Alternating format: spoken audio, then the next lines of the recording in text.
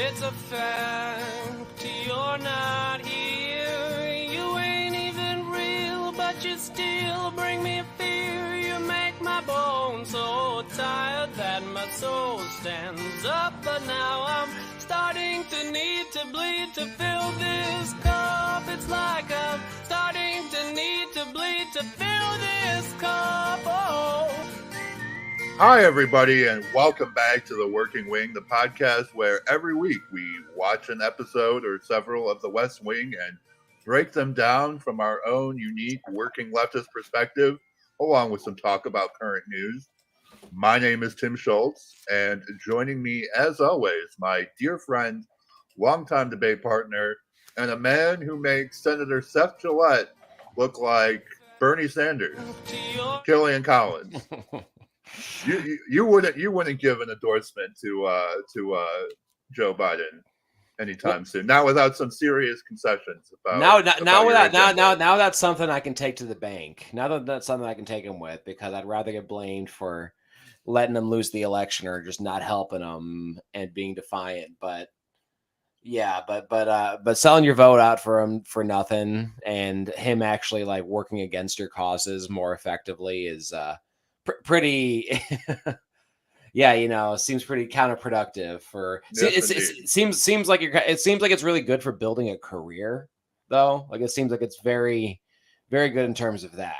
So the thing is, Bernie is so old, so it's just like, how much of a carear is he? Right, exactly. It's like what the fuck? It's like, bro, you're at the end of it, dude. It's like you've been doing this whole independent thing from like for this long, and like, oh, but like, and like, now is the time to cash out on it. Like, now's the time to like to put it to the test. At least get like a floor vote on fucking Medicare for all, something like a debate in the Senate about any of your issues. Something. Not just piss away all of that energy that just like got brought to you right away. Like, it's all gone. All the energy that Bernie built up in it's all gonna have to start from scratch with somebody else in 2028.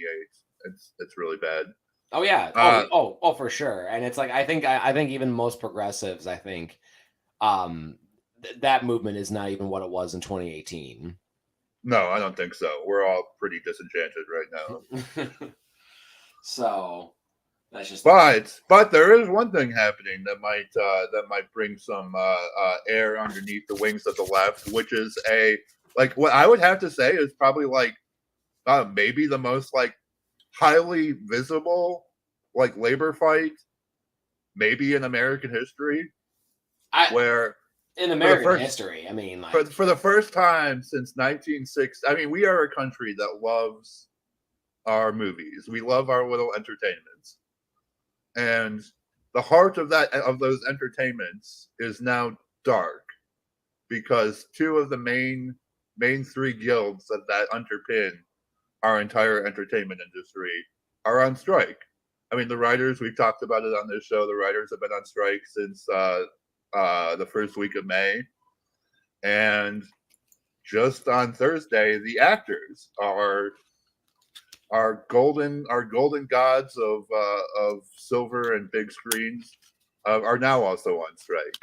And this is the first time since 1960 that both the Writers Guild and the Screen Actors Guild have been on strike at the same time. Wait. And honestly, they can't move those jobs to China. They cannot move those jobs to China. They maybe can replace them with AI, which is like one of the main things that they're all beefing about. Yeah, but can they do that right now? They can't do that right now. Exactly. But I mean, in a way they can though, because like, I mean, I've been listening to, there's a great podcast called The Town that covers like entertainment news, and he's been digging into a lot of this stuff. I listened to a great interview with the lead negotiator for the Screen Actors Guild, and he was talking a lot about like, I mean, what the studio wants the right to do right now is pretty illuminating. We're like, the studio right now basically wants to be able to create digital extras based on like the likenesses of real people, for which they want to pay like, 1 day of like a single day of wages to an actor, make a digital copy of them, and then have the right to use that copy whenever and however they want forever with no additional compensation for the model. Which is such a like literally that is like they were like he can't, like the lead negotiator was like, we weren't even trying to like put a blanket ban on the use of AI. That was never at least the actor's goal in their negotiations, but they wanted consent and they wanted compensation whenever a digital likeness is used of an actor. And what the studio came back with is 1 day of wages, and we own that digital copy of a person for all time for free. And so like that and just the the whole idea of like, what is entertainment? What are these projects worth in the modern day? They want to bring back like some kind of ratings for shows. Well, they want to and they want to put a standard out that like only they fulfill, and like put like kind of put a hamper on more independent types of media too that are trying to get out there as well. They want to have like, yeah, I mean, independent types of media are doing like YouTube is going to be fine. Yeah, YouTube is like totally separate from this. Podcasts are totally separate from Google and the other big tech media companies are their whole nother thing right now. Yeah. But in terms of Hollywood and their stuff, honestly, I haven't been a big fan of too many big movies lately. But no, the entire industry kind of really fucking sucks right now. Like the biggest hype movie right now is Barbie and Oppenheimer. So yeah. Which is very ironic. It really tells me like really very late stage capitalism, like doom love type of like apocalypse type of feeling. I get behind that. It does, yeah. But whenever you say like Barbie and Oppenheimer, I'm picturing like Barbie a burnt out husk. I'm picturing like a burnt out husk of a Barbie in like the aftermath of like a nuclear explosion. Yeah, no, the I'm not sure if you've seen, but like the posters people have been making of that are like actually like hilarious. Like they're perfect. Like they're really very good description of what we have to look forward to eventually. But that's like the biggest hit right now. Besides, and like everything else is like something in Marvel or something. It's all just like half-baked retreads of shit that's been around for 50 years. Like it's all pretty sad. And these studios are like complaining, we're not making any money right now either. And it's like, yeah, you guys like fucked up the entire model of the industry, and you guys can't think of anything to do other than like half-baked superhero shit or like bringing 80-year-old men out to pretend to be action stars. Like that's your two moves. And they could make such a good like Green Lantern or Justice League movie. They just like they just keep not doing it. They could make a good Superman movie, but like let's say James Gunn is working on a Green Lantern movie. We'll see what he comes up with. Oh, good. Well, I mean, that'll be years from now. But like, I feel like this moment for our particular interests is important because it is such a visible labor fight, and like, I don't know if you've run into this, Killian, where like sometimes I'll have coworkers who just fundamentally don't understand like the point of a union. They think it's like, oh yeah, they'll give me a little bit of money, but they'll take more out of my paycheck. And yeah, it's like they're the propaganda. They don't understand that like, you can say like unions gave us weekends and unions gave us like paid vacation, but like that's a concept that's like hard to drill down on. And I feel like this is like look, your boy Tom Cruise. This big corporation tried to fuck with your boy Tom Cruise, and he had to like team up with, him and all his buddies had to team up to like actually fight back against these corporate. I feel like that's a narrative about labor that will actually be able to penetrate a lot more than like us talking about like Eugene Debs and like and like the Haymarket riot and shit like that. Like this is this is the time to get narratives about labor back into like the popular consciousness. I mean, I don't think that the thing is that like most middle Americans really like these celebrities or sympathize with them. I think a bunch of liberals do. That's literally what I think about this. I think a lot of middle Americans like Tom Cruise, though. I think a lot of middle Americans like, Robert Downey Jr. and they like some of these actors. They may not like the entire concept, but like they'll go watch Tom Cruise like blow people up in a jet. Yeah, but are they gonna like it enough? But they're also gonna be like they're gonna treat them the same way they treat sports like athletes and go like, well, they make $1 million. I got to do a big argument like a little while ago with with a very good friend of mine about Ricky Williams, mostly on the basis that like, well, yeah, he should have just like accepted the way that things were because he was getting paid millions of dollars, and that's like the bottom line already is that they're getting paid enough and it doesn't matter. And it's like, and you can try to, and then when you have to start explaining into that, like, yeah, but they're doing it to stand in solidarity with these other workers, they're going to go, well, that's not really up to them. They should have, they're fine, yada, yada, yada, which is bullshit. Like, but I mean, hopefully so. I think it's kind of preaching to the choirs who are already kind of beating that drum humdiddly, like, as shittily as they do. It's liberals, man. It's, they're 10 degrees left to the center in the best of times, and then 10 degrees of the right center when it affects them personally. Deluxe. But we'll see. Yeah, I mean, this is the time for people like I don't know. This is a chance. This is an opportunity. You are right. I can be a little more optimistic about it and just like go with some things. I mean, if like Clint Eastwood is on board with it, I mean, they're all on board with it. Jim Caviezel is a fucking right-wing lunatic who's like QAnon movie is actually doing well in the box office. He's on strike right now. He's not going to be. He is like contractually forbidden from like going on Newsmax to talk about his QAnon movie. So if somebody's like, Where's the guy who played Jesus? I want to hear him talk about how the actors are child trafficking and shit. Well, you gotta take that up with. I didn't know he made a QAnon movie. Is it a QAnon movie that what is the QAnon? Is it like a movie that's about QAnon, or is no? It's not a movie. It's a movie about how liberals are like child trafficking like bloodsuckers. Because Jim Caviezel, as much as I love him in Person of Interest, Jim Caviezel is like a total fucking right-wing lunatic. I gotta see what you're talking about. I gotta see exactly how bad this is, because it's like when you say bloodsucker, I'm like, I don't know, Tim. Are you? Did you see this thing? Is he actually saying they're bloodsuckers, or is it like? I don't think the movie is, but Jim Caviezel definitely believes that, though. All right. I mean.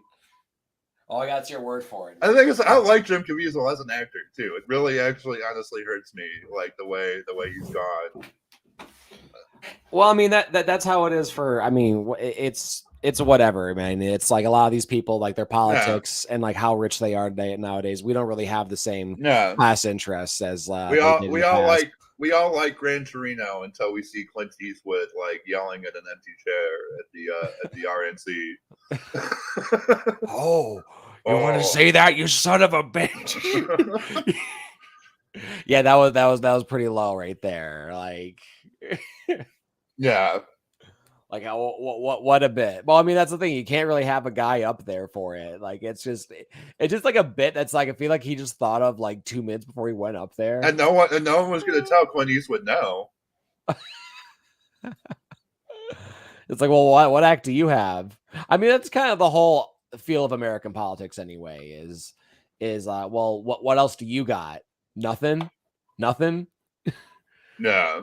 Well, we're gonna let this guy bullshit as long as he wants, because like, what do you have? Nothing. And you're going like, well, he's just bullshitting out there. He's just dancing around.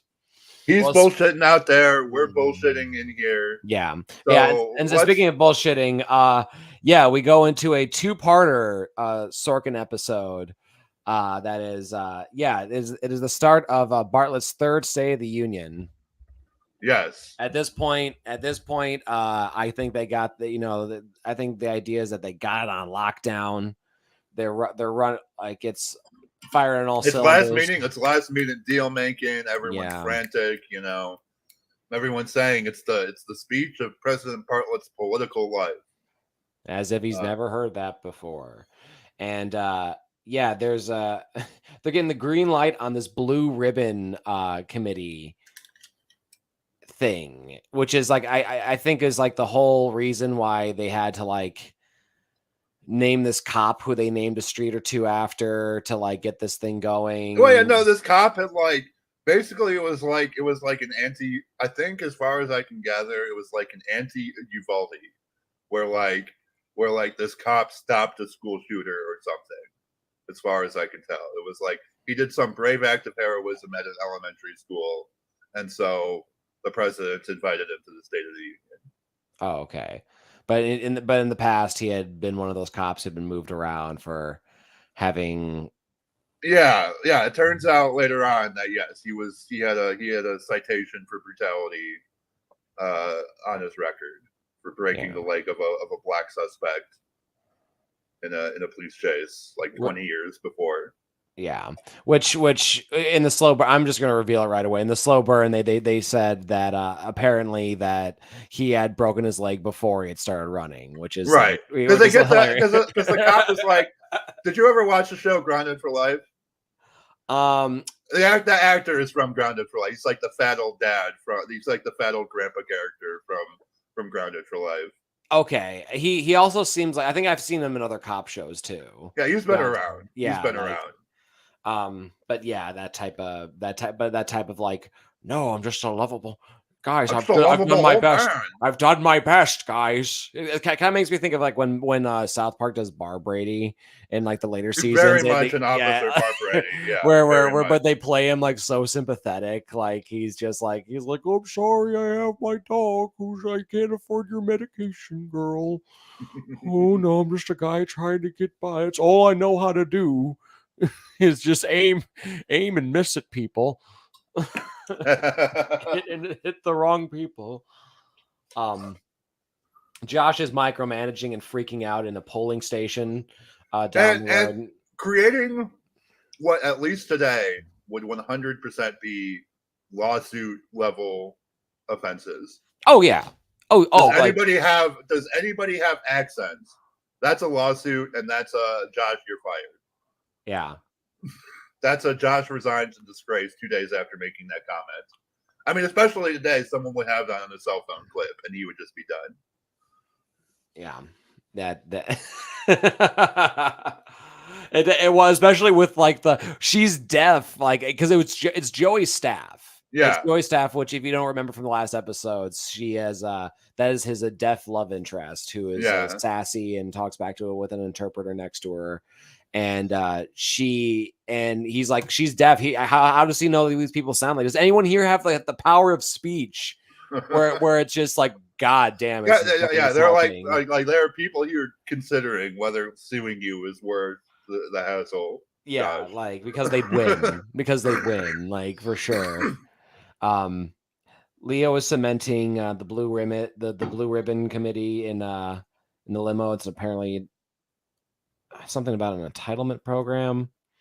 I don't know. We'll go back to that. Well, when they say entitlement program, they mean Social Security. So they're talking about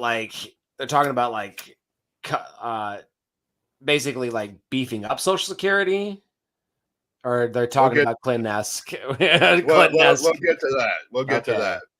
All right. CJ talks about CJ rallies at the press briefing. I think she just kind of she's just like, oh yeah she's like off. Capitol Beat, this one show is getting like live access to the White House and 3 hours. Like, why are they getting special access? And she's like, because they're special. It's like because they give you favorable coverage, which we'll see more of. Access journalism. Access journalism. It's 1,000% access journalism. Yeah. And it's the start around this. This is about like 9 years into that start of that era, I'd probably say.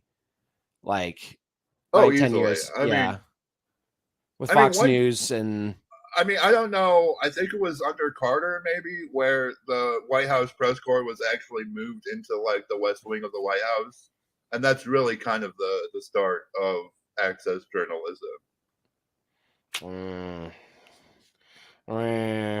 All right, Sam and Toby have the final are having their final touches on the State of the Union address. Turn it to the president and give him the envelope, and president arrives to applause into. I think they're in the Senate House or in the Yeah, because basically, yeah, it's like the well of Congress or Okay. whatever. And it is a little bit of a cool moment where he like approaches the door and he asks the sergeant at arms to be like, could you tell the speaker I want to see him? That's a dramatic moment. Yeah. And we never see the State of the Union address. We don't. We skip over it. We completely skip over it. It's all about because the entire rest of the show is about how fucking great this speech was. And so Sorkin knew, he's like, all right, well, I can't actually like write this. I can't write a speech that good. Exactly. Because it's like, it's kind of a problem in a lot of media, like especially shit about music, like shows about music and like, oh, how fucking good this like made up song is. It's like, well, the song kind of has to be good, and a lot of properties struggle with that. Well, here's the thing. What's the last really memorable State of the Union you remember? Shit. Right, even Obama. Right, exactly. Even Obeezy, like probably the most gifted speaker, gifted orator we probably had among. I thought Biden's most recent. I thought Biden's speech was well written, but delivered by like a shambling 80-year-old man. So kind of a mixed bag. Yeah, you have the worst vassal with it, but I think the speech was okay. But honestly, but even with like a very good State of the Union, it's like you need to be like at war or something. Like you need to have like something where like the whole country's committed to something to like really make it like good and memorable. And it's like if with the declining empire, it's kind of with like the declining empire, the rise of division, like there's not going to be like a fucking like a great monocultural, exactly. Yeah, I mean, maybe the best thing you can do, especially in this speech, is like, I got shot and I took it and smiled, like just be like, I was cracking jokes. Yeah. The staff cheers. Josh celebrates. Josh is in charge of the pollsters. He has no clue what's going on. Joey arrives with sass to like put things in charge and actually have like a good. It's kind of like, why is Josh there? It's just like, he just because he wants to fuck Joey. Like but it's like, also he doesn't want to do it. And why is Donna there? Like, that's a better question. Yeah. Why is Donna there to help him not do his job? Just to hook them up. To sit around. Yeah. She's there matchmaking. Yeah. And then Capital Beat, the show Capital Beats, which makes me think of just like the beats from Doug and just. Well, like the entire time they're on Capital Beat, I'm just thinking, who the fuck would watch this? Who the fuck would what kind of sick fuck would watch this? You have to be a real fucking freak to be tuning into fake C-SPAN at 12:30 at night to like watch like Sam and fucking like Ainsley. Watch Toby argue about fucking like gun rights, like something that like you have to be a real sick fuck to like be watching that. Like me and Tim, like at like like drunk off whiskey at like 1:30 in the morning, arguing about like gun rights because we saw Toby like arguing about it real quick while that probably would happen while our friends trying to fall asleep. Like, oh man. Yeah, we're those sick fucks, honestly. The GOP whip is on with CJ, and she butters up the president, says like it's like the greatest speech ever. There's like 1 million applauses. like the news anchor's like, yeah, I heard 73 like stops for applause. And she says, well, I counted 72, but okay, we'll go with that. Like it's just kind of like, goddamn, it's just they're also smug. the Republican rat fuck is mad because the president stole all their ideas, which is something that, like, especially neoliberals of this era did all the goddamn time. Of just like whatever the most whatever like the center of the Republican Party was talking about. Yeah, we'll just do that. Yeah, We'll do that before you guys can do that and make a nice little bit of money on the side. Yeah, making jobs easier to ship overseas. Yeah, dude, we'll make that happen. Oh, privatize anything we can. Yeah, absolutely, dude, absolutely. Oh yeah. For profit prison systems. Oh, bro, dude, come on. We're on you. We're ahead of that. Joe Biden is all over that. You wouldn't do this. Jay, hey, we'll get to that. Hey, remember your boy GW? Hey, you want to talk about like Clinton now? And they want to be mad at me because the dude want to get his his little willy wet, Yep, I know. And then there's to face one, you put a brutal cop on in the State of the Union moment with CJ, which is like, oh fuck. Yeah, that's why you can't trust the pig, CJ. Oh yeah, and CJ also in this bit has no pants. I remember this.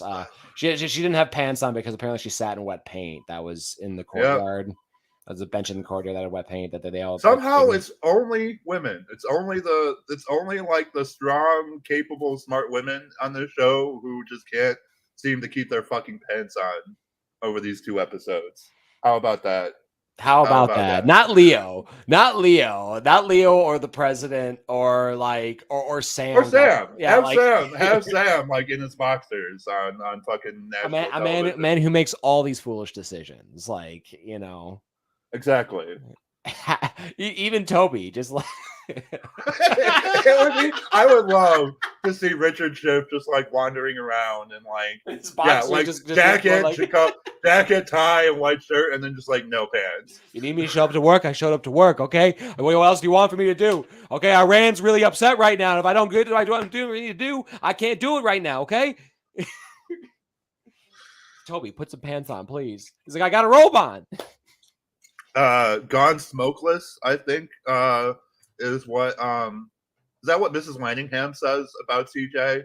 Which I just feel like is a piece of 90s slang that is lost to the ether. Well, she I think what she was referring to is that she's not going smokeless. She had underpants on. Because they wanted to make that. Charlie says she hasn't gone smokeless, and I'm like that. I think that's a piece of 90s slang that either A, only existed in the mind of Aaron Sorkin, or B, died 30 years ago. Yeah, but Charlie informs Mrs. Lanningham's inquisitive ass about that, and then he also asks her about a $500 check that the president wanted to know about while he was balancing the checkbook to relieve stress. And so he was asked to ask Abby about it, which I guess Charlie's just gonna do himself. Abby is watching the State of the Union, reviewing, unhappy about something. Charlie arrives and asks her about the check, and she says just like fucking snaps on him. It's how long has that been his ass? Yeah, it's about a woman who was beaten by her husband. Yes, her husband set the house on fire, and she lost all the Christmas gifts she had bought. So Abby had sent her a check to replace all the Christmas presents. And she framed it instead of cashing it in. There's a White House after party. Sam gets applause walking in. Of course, Sorkin's going to write that in there. Cop is trouble. Leo is dragged to the Situation Room. Some DEA agents are captured in Colombia. These brave DEA agents. Let me just tell you. I mean, hey, nothing. They went down there to arrange a little coup, and they got into some trouble. It's really. They were trying to co-opt that. Drug supply line for their own uses, and they just got fucked. Guys, they're spreading. What they're doing down there really is spreading democracy. We needed that cocaine to fund democracy. It's freedom, really. It's like honestly, if it's in our hands, that means it's freedom. Okay, if it's in the hands of somebody else, then it's automatically terrorism. All right, guys. This is how it is, guys. I really hope, given some of the people who have held that office, that the chief of staff is not actually this important when it comes to national security. Yeah.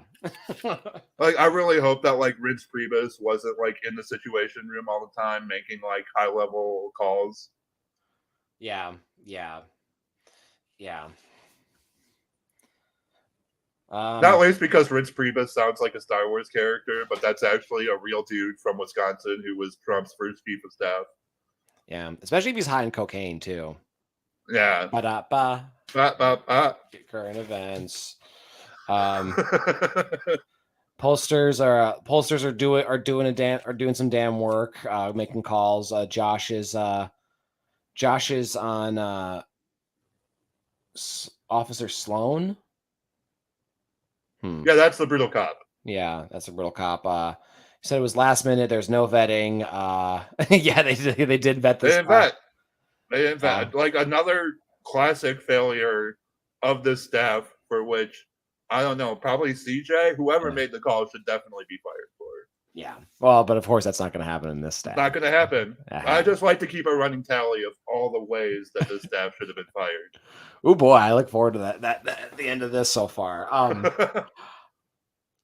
Yeah, Donna suggests that Josh makes a move on Joey, also very inappropriate for the workplace. Margaret quietly nabs who is this guy again? This guy Mick something for. I think I don't know. I think he might be either the Secretary of Defense or maybe the Secretary of State. I don't know. I know this guy was. I do love the idea though of like what we need to grab all of these like tipsy functionaries and get them into a room to like hash this one out. Right now. They literally find him with like a glass of champagne in hand. Yeah. There's like, hey, can you take care of this real quick? And he's like, sure, I'm only four deep. Yeah. I would rather these people be given cocaine than like have them drunk in the Situation Room. I want just thinking about that now, just like, wow, I wonder how MacArthur was in like, the 40s and 50s, and he's like threatening to like just nuke Korea. Like, it's just like, yeah. He's just like sitting there like munching on Adderall that the army had started giving him during World War II, and he's just like, I fucking know what to do. Like, right. It's like, I know better than you, bitch.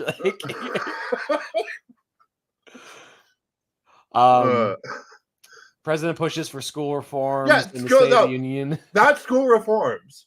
School fucking uniforms. This man literally got up here being like, we need uniforms in public schools. That'll help the kids really learn it, Yeah, not the like public funding. Not exactly. Not more money for like teachers or like textbooks that aren't written by like the most conservative people in Texas. Like, no, what they need is school uniforms.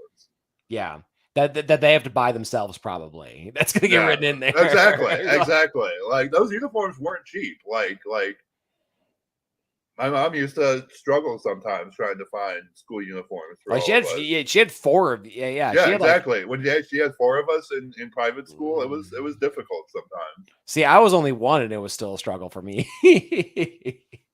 You like get that because like especially like before the internet, before like online shopping, you had to go to like a specific store in like fucking small town Wisconsin, and that they fucking upcharge that shit out the ass because it's like, oh, these are private school kids, they can afford it. Yeah, I did. Carmen did introduce me to a great company that basically was like any uniform, nursing uniforms, like school uniforms. Oh yeah, there's an outlet for that here in Kenosha, the uniform store. Yeah, awesome stuff. Anyway, that becomes the school uniform thing becomes a subject on Capitol Beats, and Ainsley is like, this is probably illegal, and you're like, you're probably right, Ainsley. Like based Ainsley, like right, like. And then Sam wants her. Sam comes in to micromanage Ainsley and mansplain to her, and then basically say that he wants to be president. Yeah. This entire scene is just like, stop me if you've heard this one before. She's smart, beautiful, capable, but she's also a bumbling neurotic. Like, stop me if that sounds familiar. I think that's very original, Tim. I think I don't think that's ever been done in drama before. Like, I really don't. I think Aaron Sorkin with like the nuance. I think it's an original character that's like really from like a brilliant genius mind, really. That like really like it only became like, because it only came around because it was fermented around like all these other great minds, but like, he elevated himself above those. Oh, of course. Abby is Abby is like making a speech that's just killing for the crowd at the White House after party. Leo takes some heat from Abby. She's upset about something not being mentioned in the State of the Union. The Violence Against Women Act. That is it. That is it. And she wants to talk. She wants to talk to Toby. Yes. Yeah. Josh, she's like, because Leo was like, if you want to be mad about anyone, I'm the principal architect of this speech, and she's like, shut the fuck up, Leo, you ain't shit. Yeah. I know who really wrote this speech. Toby, yeah, where's Toby? Yeah. Where's his little bitch ass? I want to rip his pants off. Josh is watching Ainsley on TV. Donna grills Josh on Joey more. They're stressed on time. Josh is stressed on time. He's just eager to get results out there. He's eager to get there's these particular poll questions he's really up his own ass about, and then they black out. Yeah. So, and there's only one thing to do in a blackout. Let's get drunk. Yeah, they should have just like instantly turned into like a fucking like debaucherous orgy. Yeah. Two things to do. Yeah. The same GOP guy is on TV, is on Capitol Beats with Toby. Yes. And Toby's arguing about gun laws that me and Tim started for 4 hours, right? Right. I was gonna say I have a note here that would get an argument started, but we could pass on that. Oh, I know the well-regulated militia thing. That's just like so that because it's really specific there. Well-regulated, very specific. But hey, and that's the whole problem with these things. It's like shall not be infringed is also not really specific either. Exactly. It is, Tim. Like it totally is. But it's like, yeah. But we are going through this episode pretty slowly, so I guess we will. Yeah, we can move on. We don't need to have yet another gun control debates here. You can go back to past episodes for that, and if you want to know which one it is, you can check in the comments because we'll fucking check them. Yeah, for sure. Abby grills Toby on changes of the draft, on setting aside that putting on partisan blinders for this is like a right. It's a neoliberal rat fuckery. It's classic neoliberal rat fuckery of like, okay, yes, the GOP wants to privatize Social Security and like jack the retirement age up to like 75, and guys, we got to hear them out. We just got to hear them out. Like, guys, I have a couple of reasonable points. Yeah. And so Abby is just because Abby, we kind of find out why Abby is actually so mad about this. It's not even necessarily that she really cares that much about Social Security. Yeah. It's that she sees what this is setting up, and we'll get to that in a couple scenes here. And what CJ asked Officer Sloan about the police brutality. Oh, right. That's what my next note is that like Sloan, he's a lovable old man here, but like he was definitely shouting the N-word during that chase. Like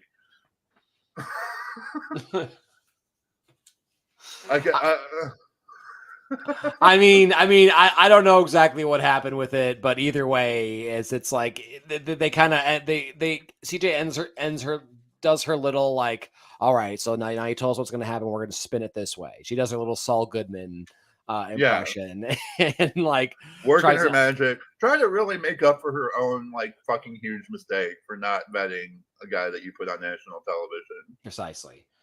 Precisely. Power's still out of the polling place. Joey is just laughing about it. Sam calls Josh and ribs him and asks Josh to come back since like nothing's going on, and he's not even asking out this chick that his whole purpose is. That's his whole purpose to be there, is to ask out Joey. That's like the whole fucking purpose of this. But President is with Sam. Right. The whole sex kitten thing. Yeah, this is a whole like the entire thing is like this Aaron Sorkin just being fucking gross. Yeah. I think that sums it up. We don't really need to talk more about that. This entire subplot with Ainsley is just fucking stupid and gross, and we can move on from it. Yeah. Leo drags President to the Oval to the Oval Office for the DEA Columbia situation to save And these. Leo is just on his like jingoistic Warhawk bullshit, like crazy in these scenes. Ready to get into another jungle war. Like, well, he doesn't want a jungle war, but he's just like, do you really care how many civilians are gonna die in this bombing attack? Like it's fucked up. Yeah. Like, like it's, yeah, he's like, oh yeah, these DEA agents are gonna get shot and they're gonna get tortured. There's information they needed, but also, they probably like want to like also take some of these guys in for a couple of war crimes that these motherfuckers have committed to. These are exactly. wanted criminals. They want to know, like, hey, 10 years ago, the CIA came and like stole all of our cocaine.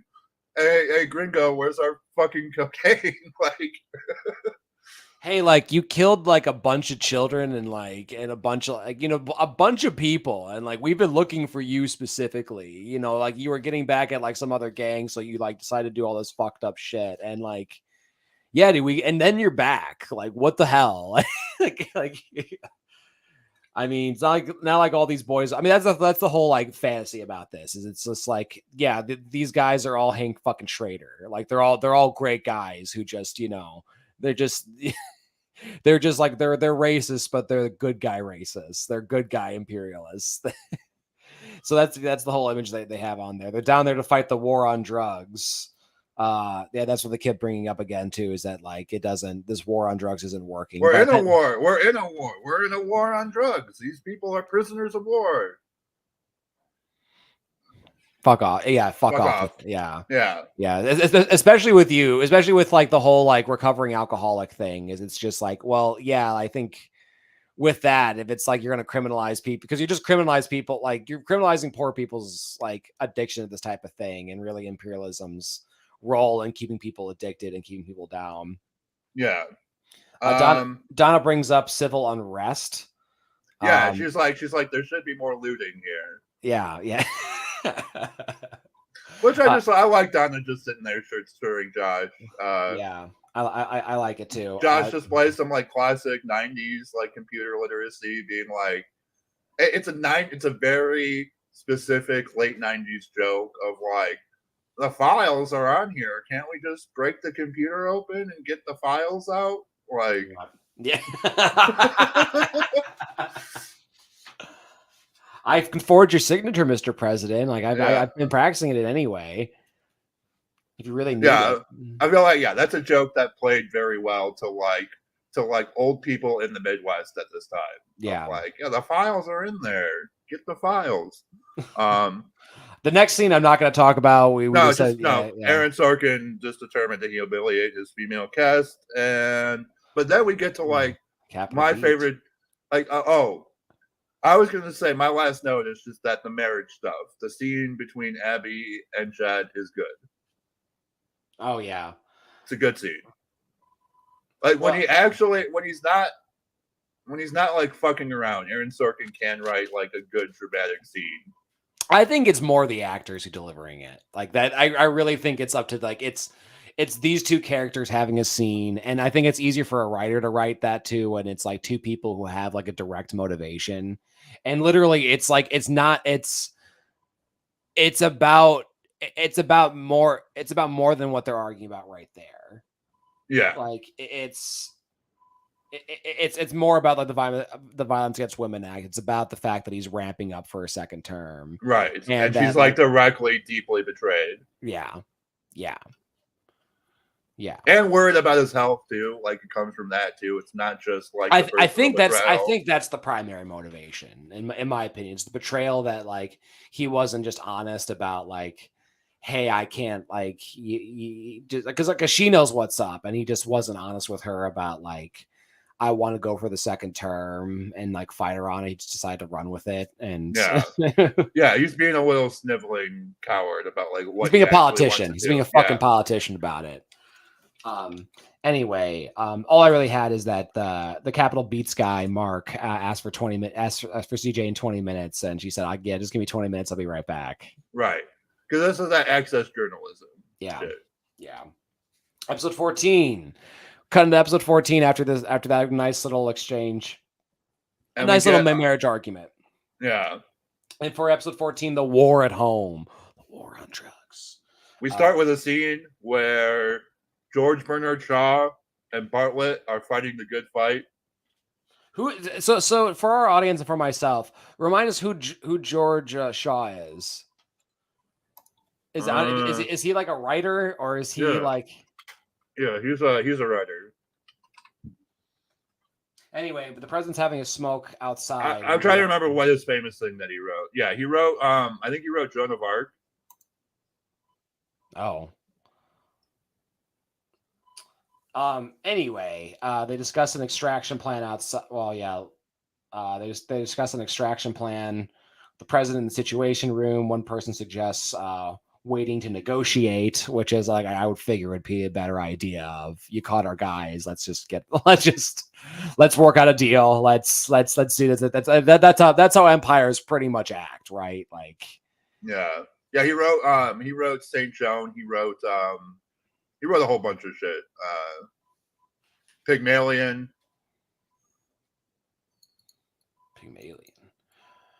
All right. Well, we get the anyway, the situation in the situation room, the president gives the order to enter Colombian airspace to get their Blackhawks to like extract their prisoners from whatever complex that they're in. CJ asks Stallone to go on TV in the White House in the morning.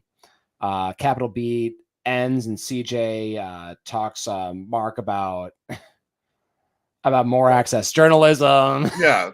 We're really pushing the media relation for the benefit of a brutal cop here. Yeah.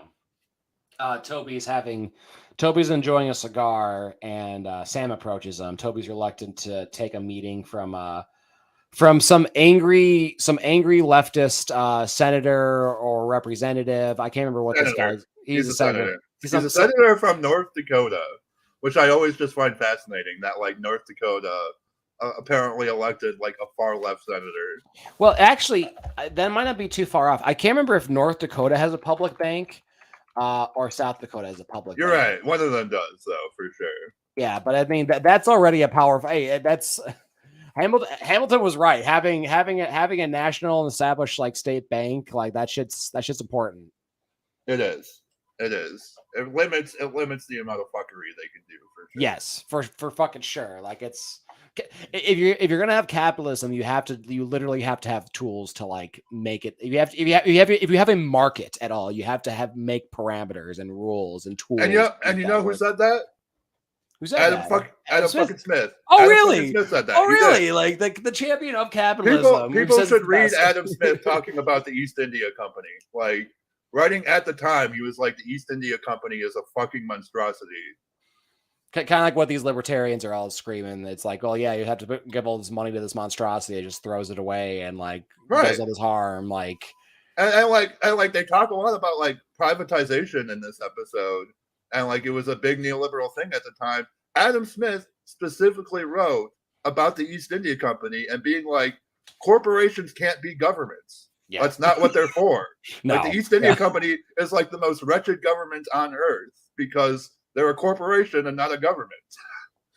Like the worst of other governments are better than the corporation. Right? Exactly. Like Adam Smith said that. Like it's truly a complete perversion of capitalism. Like what they're doing. Yeah. Exactamundo. That's a very good argument, Tim. Very good argument. Good points. Donna and Josh are still at the polling palace, talking about Joey, and Joey decides to pack it in finally, which is like I don't get. Yeah, why they were just sitting there. Yeah, I guess I was hoping like they just will it back on. The president's playing chess by himself. Leo tries to help him make a move, and I always hate analogies like that where it's like they're looking at it. The only one that did it well was The Wire, in my opinion. Like the Wire had like the best little chess analysis, like in my opinion. Speaking of Jim Caviezel, Person of Interest also had a very good like chess metaphor episode.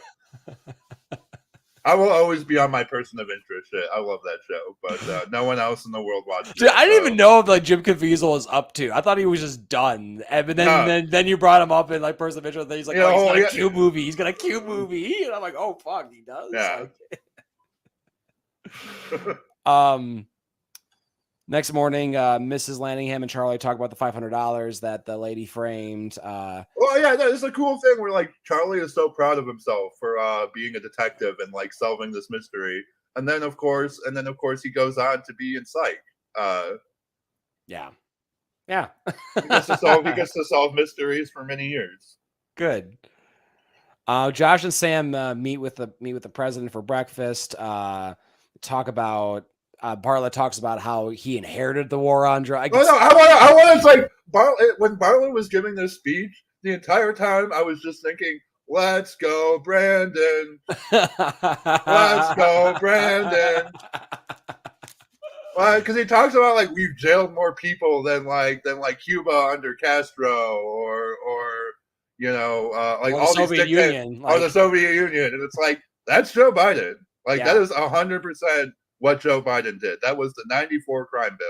Like that was Joe Biden's baby. That's what Reagan started up, and Joe Biden put the little flourish on it, and he was like, you know what? Let's outsource this to some corporations as well, and really turbocharge this mass incarceration. Guys, Democrats can be pieces of shit too, guys. Exactly.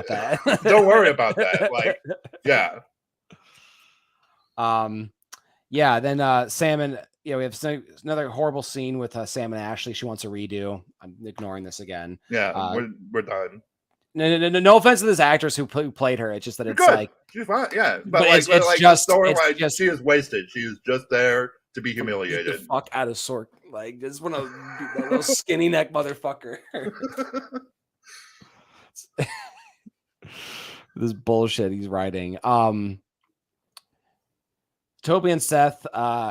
Then Toby meets with us with the Senator Seth, this leftist senator who is he is a Clifford Maine from Better Call Saul.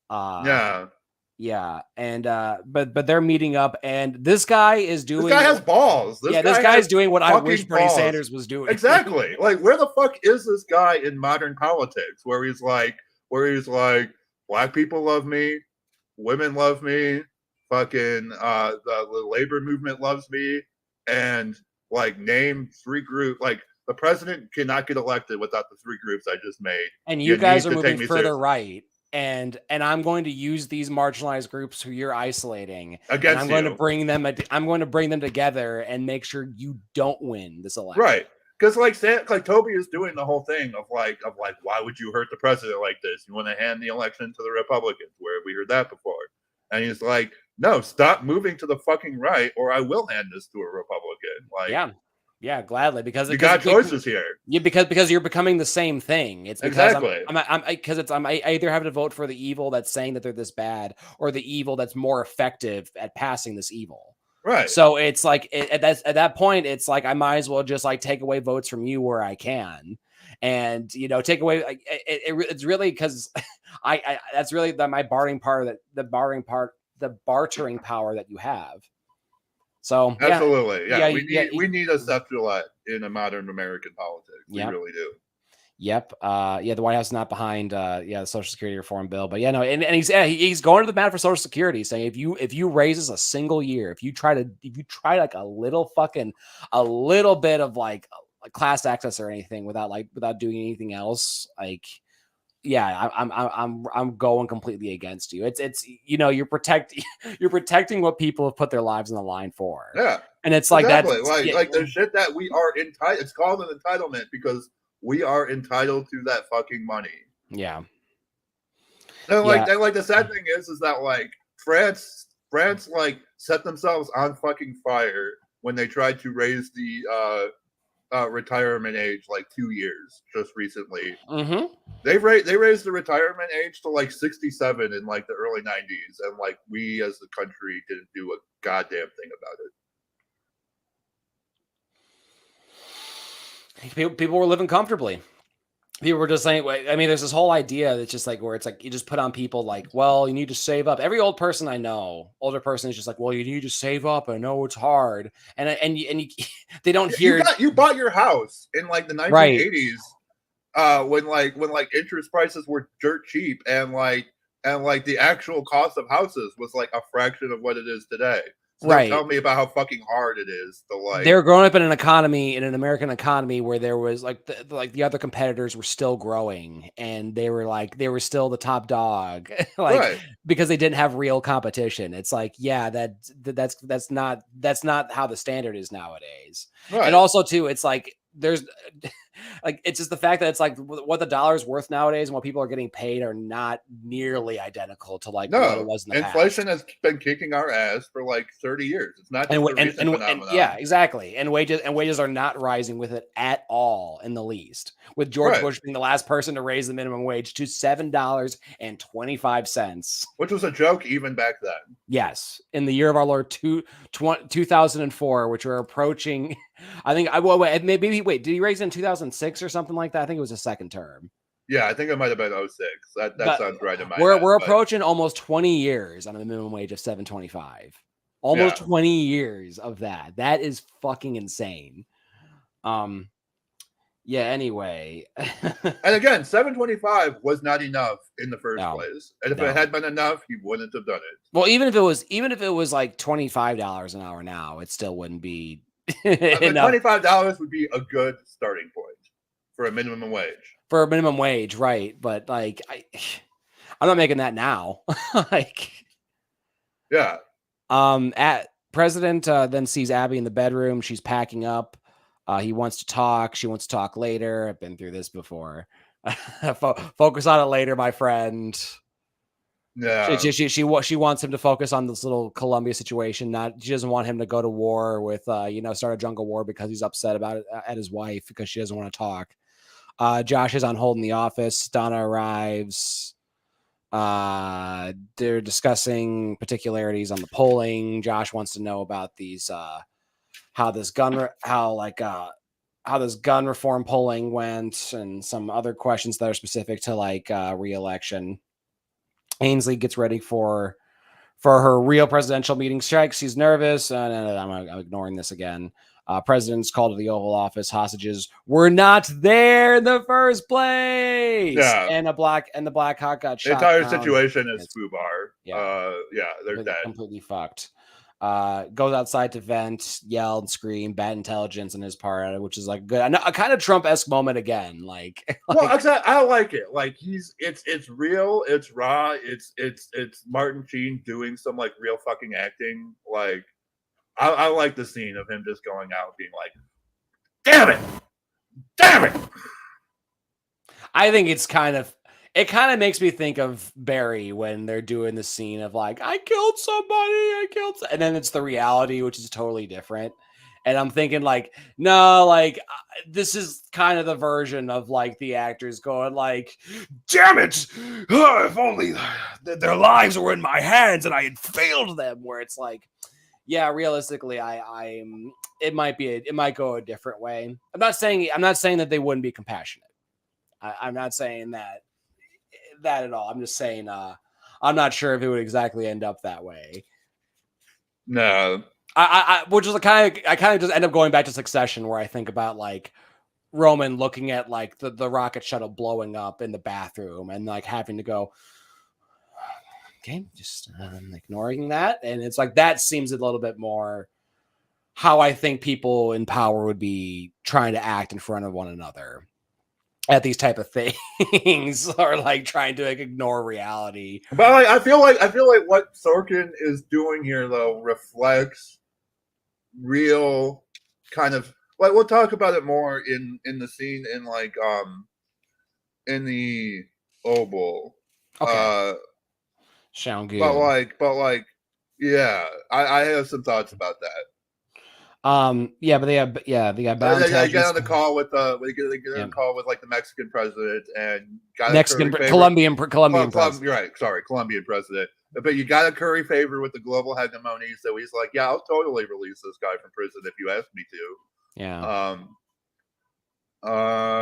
And then all right, then we get the conversation between Leo and Bartlett about like what good is being a superpower anymore. And like we're getting our asses beat in by guys with like a fucking ham radio. And like, to me, this is the value of rewatching The West Wing from like a historical context. Like Aaron Sorkin had access when he was writing this. He had White House access. He had contact with like top level people from the Clinton administration. Yeah. And like this sentiment of like America just keeps getting, little knife cuts from like all these little nobodies all over the world. And we're so fucking pissed off about it. This is what was bubbling under the surface in 2001. This is why when 9/11 happens, you see such a fucking rabid and radical overreaction. Not just from like the political types, but like from the entire fucking country. Like this is what explode. This is all bubbling under the surface at this point. I think this is like, right, this season is like fall 99 into spring of 2000. But like this is the frustration of like, God damn it, we're the biggest country on earth with like we're the richest country on earth with like the biggest military ever assembled by mankind. We won everything. How do we keep losing? How do we keep losing? Like, exactly. That's the frustration that, like, I think, especially the political class, but like, everybody who sees headlines like this of like, some Colombian drug gang just like struck down a U.S. helicopter. How did that happen? Like, it was a sentiment that was bubbling underneath the entire country. Yeah. And people were just like, America was ready to like stand up and like fuck somebody up. Yep, and with shock and awe, and anywhere around the world too. Shock and awe, and like, yeah, exactly. Like, we wanted to whip our dick out and like slap somebody in the face with it. We wanted to strut on the world stage.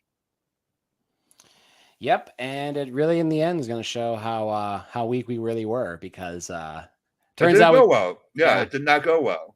Yeah. Sam and Tobin, the president, discussed the prisoner trade. Yep. Josh is the one to negotiate with terrorists. Donis says bring him home. President wants to wipe him out. Wants war in the Situation Room. Pointing seems so. Yeah, exactly. He's asking like, what would it take to like wipe out this entire cartel? What would it take to, regime change in Colombia? Basically, like, they're not using that term, but that's basically what they're saying. Yeah. Then the president sees the first lady again, and we get into the real reason why she's upset, and that is because of his MS that he is hiding from the public.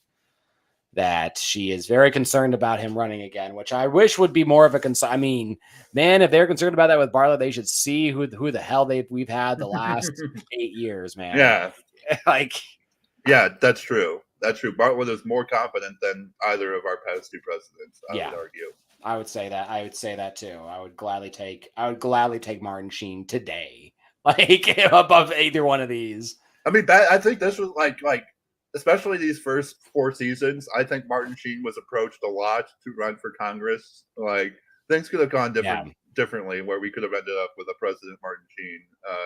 Well, I mean, I feel like the Democratic or Republican like infrastructure would have gotten to him. He's talked about how both parties actually approached him to run for Congress. No. He's like, I didn't want to be in politics, but like both of them approached him, asking him to like run for Congress at various times. I mean, happened with Al Franken, man. Like, it's like, And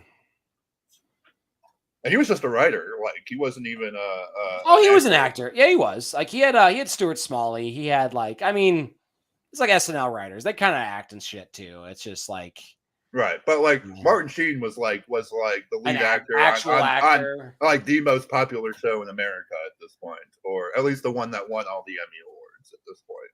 Yeah, you're right. The Succession. This was the Succession of its time, which is hard to. That's another thing. It's hard to like you lose track of. But this was literally the Succession of its time. Yeah, but now they can say like fuck off. So it's a lot different. Yeah, that's true. Josh looks at the polling. He's mad about. I can't remember what exactly he was. It was like some specific gun law that they want to pass, but like he needed the approval of like 3 specific Congress people to get it out of committee, and those districts disapproved of the law, so he wasn't going to get the law. Yeah, And there's this game back and forth of the numbers lie all the time. Numbers lie all the time. Joey says, Yeah, which is true. Yeah, exactly. It totally is true. See, also the 2020 election. Yeah. Numbers lie. Polling lies. Totally does. Totally. Yeah, or Brexit too. Another good example. Yeah. Polling totally lies. Or and then then Joey like leads on to say that like she thinks that like Donna is like Joey. trying to push Donna because Donna likes Josh too much, which is just like, get that out of here. I don't want to hear about that either, because like I hate all this shit of all these nerds just being fought over by women. Like it's just get that shit out of here.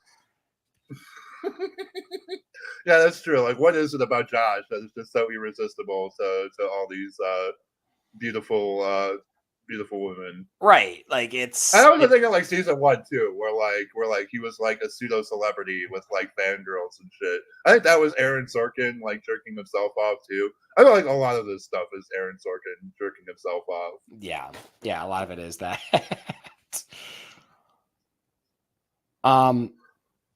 Yeah. Then there was like he's like, you don't want to. There was some line about like you don't want to be the French radicals saying those are my people. I must follow them so I can lead them. But you know what? I don't like that. You know, populism has a place. You know, Vox Populi, Vox Dei, if you ask me. Well, I kind of relate it to like Lenin and talking about tailism, where it's like you don't want to be that type of party that like just follows behind what the other ones are like. You don't want to let them like lead the pace and lead the tempo of politics. If you want, like, Democrats have been doing that forever. Like leading the tempo of no, Democrats have let the Republicans lead the tempo on like every issue. Forever, oh yeah, basically. Well yeah, because politically you want to take power and like to actually like hold the conversation, like the interest of conversation. You want to lead what the issue is. You want to like the pace, the tempo. They try to distract it, then you lead to something else, or you focus on it. You don't follow the beat of their drum and say like, well, we're going with what the Democrats are supporting right now again because. Right, that's the one thing that Bernie kind of accomplished in 2016 was like actually shifting the narrative away from like what the neoliberals were talking about, and boy, the establishment did not like that. Not at all. Not at all. Nor the media. No. Yeah, the president and Charlie are walking outside the White House, and the Leo and president joke about tobacco prohibition. Right, and Leo kind of like smartly is like, yes, that's another multi-billion-dollar black market that we can create. Yeah, and you'd be a part of that for sure, Tim. Oh, of course I would. I'm not gonna. You think I'm gonna quit smoking just because some fucking Hollywood stiff tells me to? Fuck that. I have the right to kill myself as fast as possible, all right? Or as slowly and steadily as I Exactly. Like, they can fuck off with that. Yeah, Leo doesn't want a jungle war, he says. And then he had this little funny line about, like, I remember when we were attacked in the Tonkin, and I was like, ha! Attacked in Tonkin. You mean like when they use an excuse to like say, hey, there's a blip on the radar, we're going to war, and use that for years people were saying that no, this is bullshit. They're starting this over bullshit, and then they were called, oh, that's a communist conspiracy theory. It's a communist conspiracy theory, and these people were just proven right. That it was totally over bullshit, and it was just another reason. It was another bullshit reason to like start aggression towards another country that led into like a huge war that killed. Was it how many Americans? Like 250,000 Americans, 500,000 Americans, a little more than something like that. Who yeah, those numbers are just a statistic. Stalin said it best. Those numbers are just they're exactamundo. But what Bartlett is considering is honestly, because he talks about how like should we just take like 100 guys with no connections and like send them in there to assassinate this guy, and it's like, yes, that's pretty grim, but also that's what we should have done after 2001. Instead of invading Afghanistan and overthrowing the Taliban, we should have just sent a couple SEAL teams in there to assassinate Osama bin Laden. But they wouldn't have been able to like taking control of these natural resources. Then, Yeah. Tim, it's like that's not the point. Like the point. Well, and like I said earlier, the point was also to strut our stuff as a superpower. Yeah. You need a couple military movies to make. Right. People wouldn't be able to see how big our dicks are if a SEAL team had just assassinated Osama in 2001. And the conspiracy theorists are still going to say that, like, no, like Osama's been dead since the early 80s, man, and they just killed that. They just killed that like some paid actor, like just to pretend to be Osama.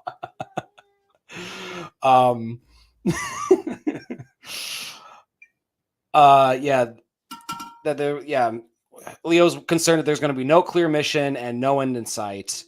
No clear mission, no end in sight. It's like he's predicting foreign policy for like the next 10 years. Yeah, at least.